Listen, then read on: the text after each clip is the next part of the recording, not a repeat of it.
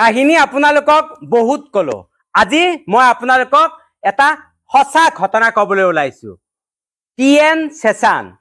সেশনক আপোনালোকে বহুতেই চিনি পায় কাৰণ তেখেত ভাৰতৰ মুখ্য নিৰ্বাচনী আয়ুক্ত আছিল টিএন সেশনৰ আত্মজীৱনীখন পঢ়ি মোৰ এটা কথা খুবেই ভাল লাগিল আৰু সেই কথাটো অৰ্থাৎ সেই ঘটনাটো মই আপোনালোকৰ লগত শ্বেয়াৰ কৰিব বিচাৰিছো এদিনাখন টিএন সেশনে ফুৰিবলৈ গৈ আছিল নিজ গাড়ীৰে পৰিয়ালৰ সৈতে তেওঁলোকে যেতিয়া গৈ আছিল উত্তৰ প্ৰদেশৰ গৈ থাকোতে তেওঁৰ পত্নীয়ে গছত যে ওলমি থাকে চৰাইৰ বাহ খুব ধুনীয়া দেখি তেনেকুৱা বাহ বহুকেইটা দেখি টিএন সেশনক ক'লে ইয়াৰ যদি বাহ দুটামান লৈ যাব পৰা হলে আমি আমাৰ ড্ৰয়িং ৰুমত সজাই থব পাৰিলোহেঁতেন তেতিয়া টিএন সেশনে ভাবিলে কথাটোতো মিছা নহয় এই বুলি গাড়ী ৰখাই ড্ৰাইভাৰজনক ক'লে যোৱাছো তুমি সেই ওলমি থকা চৰাইৰ বাহ পাৰি লৈ আহা তেতিয়া ড্ৰাইভাৰজনে আগবাঢ়ি গৈ ওচৰত দেখিলে যে গছডাল যথেষ্ট ওখ তেওঁ ওপৰলৈ চাই ক'লে ইয়াৰ পৰা বাহটো পৰা সম্ভৱ নহব এই বুলি তেওঁ পুনৰ উভতি আহি তেওঁ টিএন সেশনৰ যিজন চিকিউৰিটি আছিল চিকিউৰিটিজনক লগত লৈ পুনৰ আগবাঢ়ি গ'ল সেই গছডালৰ ওচৰলৈ দুইজনে গৈ চিন্তা কৰিলে যে ইয়াৰ পৰা বাহ ছিঙি অনাটো অসম্ভৱ কথা তেওঁলোকে ইফালে সিফালে চাই দেখিলে যে এজন প্ৰায় 15-16 বছৰীয়া ল'ৰা কি কৰি আছে ছাগলী আৰু গৰু চৰাই আছে তেতিয়া সেই ল'ৰাজনক সিহঁতে মাতি আনি ক'লে তুমি এই ইয়াৰ পৰা দুটা চৰাইৰ বাহ পাই দিয়াছো তেতিয়া সেই ল'ৰাটোৱে ক'লে নাই মই নোৱাৰিম এই বুলি কৈ ল'ৰাজন আঁতৰি গ'ল তেতিয়া সিহঁতে ভাবিলে যে বোলে নহয় ল'ৰাটোক আমি যদি পইচা দিওঁ তেতিয়া নিশ্চয় চৰাইৰ বাহ দুটা ছিঙি আনি দিব এই বুলি ভাবি পুনৰ ল'ৰাটোক মাতি আনি ক'লে যে তোমাক মই 10 টকা এটা দিম তুমি এই চৰাইৰ বাহ দুটা ছিঙি আনি দিয়া তেতিয়া ল'ৰাটোৱে পুনৰ ক'লে নাই মই এই বাহ ছিঙিব নোৱাৰো এই বুলি কৈ আঁতৰি গ'ল তেতিয়া ভাবিলে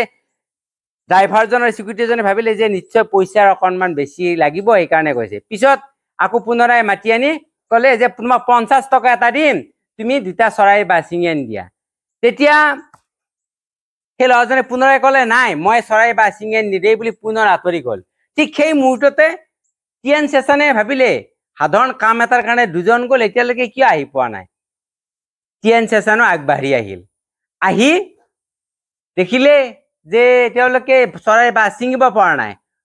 তেওঁলোকক যেতিয়া কথাই সুধিলে তেতিয়া ক'লে সেই ল'ৰাজনক আমি দুবাৰো আমি মাতিলো পইচা দিম বুলি তেওঁ কিন্তু ছিঙি দিব মন কৰা নাই তেতিয়া টিএন সেশনে ক'লে পুনৰাই মাতাছো তেতিয়া আহি ক'লে আহোঁতে তেতিয়া টিএন সেশনে ক'লে বোলে চৰাইৰ বাহ দুটা মোক ছিঙি দিয়া তোমাক যি লাগে মই তোমাক তাকে দিম তেতিয়া ল'ৰাজনে ক'লে আপুনি মোক 1000 টকা দিলেও মই চৰাইৰ বাহ দুটা মই ছিঙি আপোনাক দিব নোৱাৰো এই বুলি কৈ পুনৰ আঁতৰি গ'ল তেতিয়া টিএন সেশনে ভাবিলে ঠিক আছে বাৰু যেতিয়া আমি চৰাইৰ বাহ দুটা ছিঙিবই নোৱাৰো এই বুলি ভাবি বলা এই বুলি তিনিওজনে গাড়ীৰ ওচৰলৈ আহিল গাড়ীত বহি টিএন সেশনে পুনৰাই ভাবিলে যে ল'ৰাটোৱে বাৰু বাহ দুটা কিয় ভাঙিব বিচৰা নাই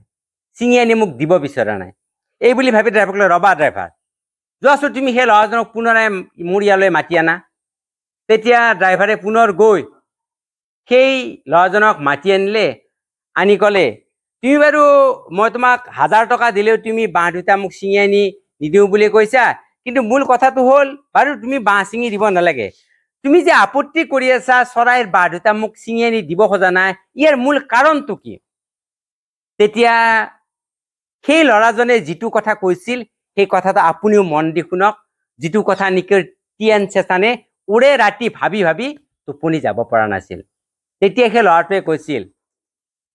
মই আপোনাক সেই চৰাইৰ বাহ দুটা এইটো কাৰণতে মই ছিঙি আনি নিদিওঁ যেতিয়া সন্ধিয়া হ'ব সেই বাহটোৰ চৰাই দুটা মাক বাপেক দুটা যেতিয়া উভতি আহিব তেতিয়া বাহ দুটা দেখা নাপাব বা তাত থকা পোৱালি বা কণীবোৰ দেখা নাপাব তেতিয়া সেই চৰাই দুটাৰ মনত বাৰু কেনেকুৱা ভাৱৰ সৃষ্টি হ'ব পাৰে আপুনি এবাৰ ভাবি চাওক এই বুলি কৈ ল'ৰাজন তাৰ পৰা আঁতৰি গৈছিল এই কাহিনীটো টিএন সেশনে নিজৰ আত্মজীৱনীত লিখি স্পষ্টকৈ উল্লেখ কৰিছে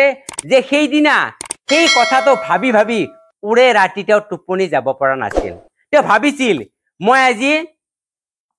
IAS পাছ কৰিছো, ইমান ডাঙৰ অফিচাৰ, মই ইমান কথা জানো, ভাৰতবৰ্ষৰ এটা বিশেষ ব্যক্তি হৈ পৰিছো। তেনেস্থলত কিন্তু সেই ল'ৰাজনে যিটো কথা চিন্তা কৰিছে তেনেকুৱা চিন্তা এটা মোৰ মনলৈ বাৰু কিয় অহা নাছিল যে বাহ দুটা ছিঙি আনিলে দুটা পৰিয়ালৰ অৰ্থাৎ চৰাইৰ পৰিয়াল দুটাৰ অৱস্থা কি হ'ব। তেওঁৰ সেই কথাটো লিখি তলত উল্লেখ কৰিছে এই বুলি, আচলতে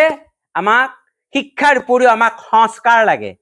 আৰু সেই যিটো সংস্কাৰ সেই ল'ৰাজনক হয়তো পৰিয়ালে দিছিল,